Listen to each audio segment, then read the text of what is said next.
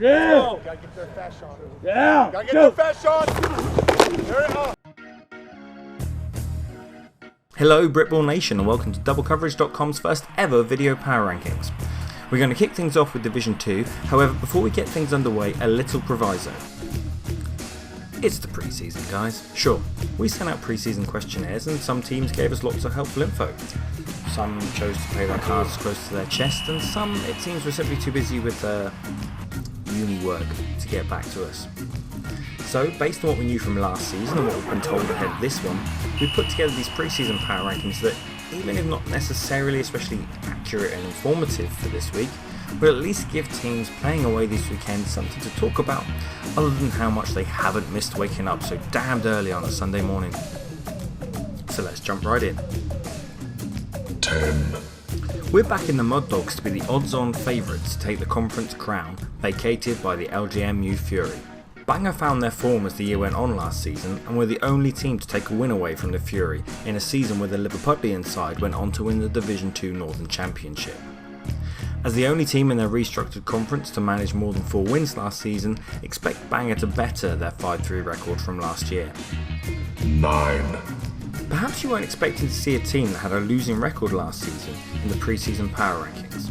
Well, according to Stags' legendary head coach Graham Thorpe, the Stags' 3-5 record in 15-16 was just as planned. As a former powerhouse of Uniball, the Stags claim to have begun a transition from a team to a true Britball programme as part of a 3-year plan initiated last season. Following a mid-season roster cull, the Stags appeared much improved after the Christmas break and entered the 16-17 season with clear goals and a mantra of perfect practice, perfect preparation, and perfect performance equals perfect promotion. If all goes to plan, expect the Stags to climb these rankings as the season goes on. 8. The Gladiators competed well in a tough conference last season despite the large number of rookies on their roster and a brand new coaching staff. Each of their 3 losses came by less than a score, so the Glads rightly feel this could well be their year to challenge for the top spot in the Division 2 Southwest. The departure of both their quarterbacks from last season, Dan Vickery and Gavin Morrison, means you might expect the Glads to start the season a little sluggish. However, they've still got a range of playmakers on the offense, including running back Daff Matheson, whose Dynamic Sports Academy Combine 40 time has rumours of a potential trip stateside being batted about. Expectations are that the 2A Southwest is likely to be a 3-horse race, and expect the Gladiators to be right in the mix as the season progresses. 7. Since taking charge of the club, head coach Pete Laird has focused on developing the Knights into a well-rounded football programme. His labours finally bore fruit last year when the Knights came within 6 points of a perfect 8-0 campaign. The Napier defence can proudly boast that they didn't concede a single regular season score last year. Yes, all 21 points conceded by the Knights came from turnovers returned for points against the offence. A worrying statistic as the Knights also hold the dubious honour of being the lowest scoring offence to win a conference in the league last season.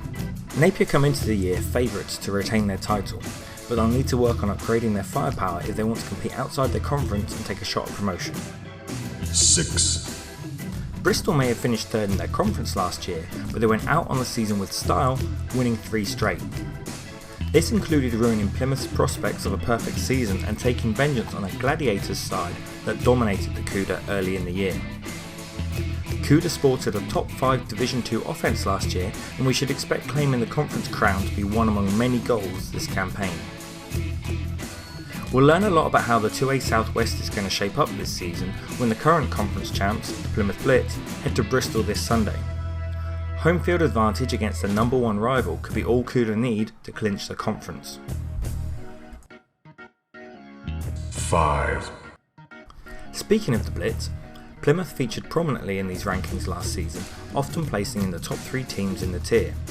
However, the Blitz's season went out with a whimper as they limped into playoffs off the back of a demoralising 31-7 loss to Bristol Barracuda and suffered a second half collapse in their Dockyard Derby playoff fixture against Portsmouth. The third man in the hot seat over the space of 4 seasons, James Ogier has moved across from defensive coordinator into the head coaching role this year, bringing on board veteran Britball coach and BAFCA board member Stephen Jones to take charge of the offence. The biggest factor for Plymouth this campaign will be staying healthy.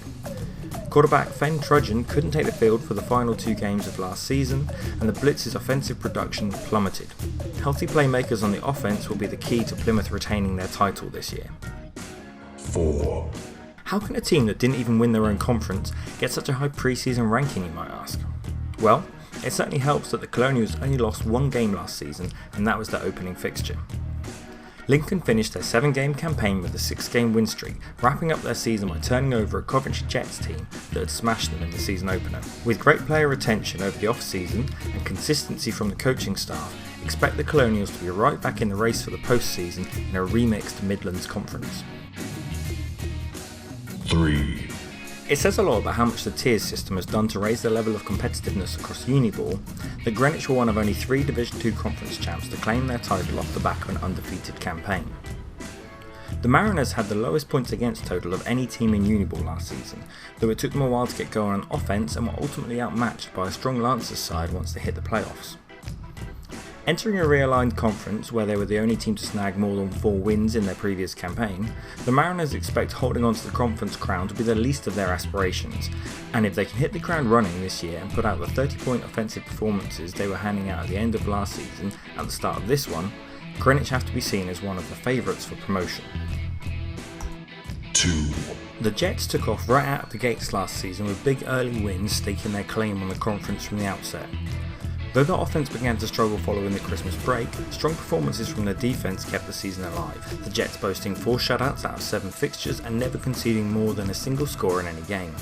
A single score was all it took, however, for the Colonials to ground the Jets' hopes of a perfect season when a well-motivated Lincoln team defeated the Jets 6-3 in the pair's final regular season matchup. Entering the new season, what stands out most about the Jets is the estimated Week 1 roster of around 80 players, allowing them positional depth that most Premiership programmes can only dream of. 1. The Burners were many's favourites to win the South last season, as most felt they were hard done by to not have already been placed in Division 1 during the realignment from 2 tiers to 3. Entering the season atop the power rankings, the Burners sent some alarm bells ringing when they required overtime to defeat the Portsmouth Destroyers 6-0 in their opening fixture, but seemed to settle into their groove as the season progressed, putting in dominant performances ahead of Christmas.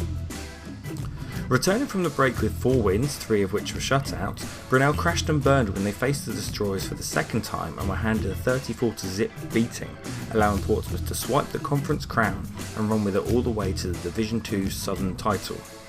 Still, with Pompey now playing in the tier above and their realigned conference containing only a single other side that produced a winning record last year, expect the Burners' fire to not be snuffed out quite so easily this season. So, what do we think, nation? Do you agree with our pre-season power rankings? Who do you think we missed out or shouldn't have included in the first place? Let us know in the comment section down below, and if you like what we've done with the power rankings and want to see more content like this from DC, hit that like button. If you don't want to miss out on what we're planning to build up to being daily updates to our YouTube channel, why not go ahead and give that subscribe button a little poke as well. In the meantime, play hard, play safe, and we'll see you Sunday for some live score updates.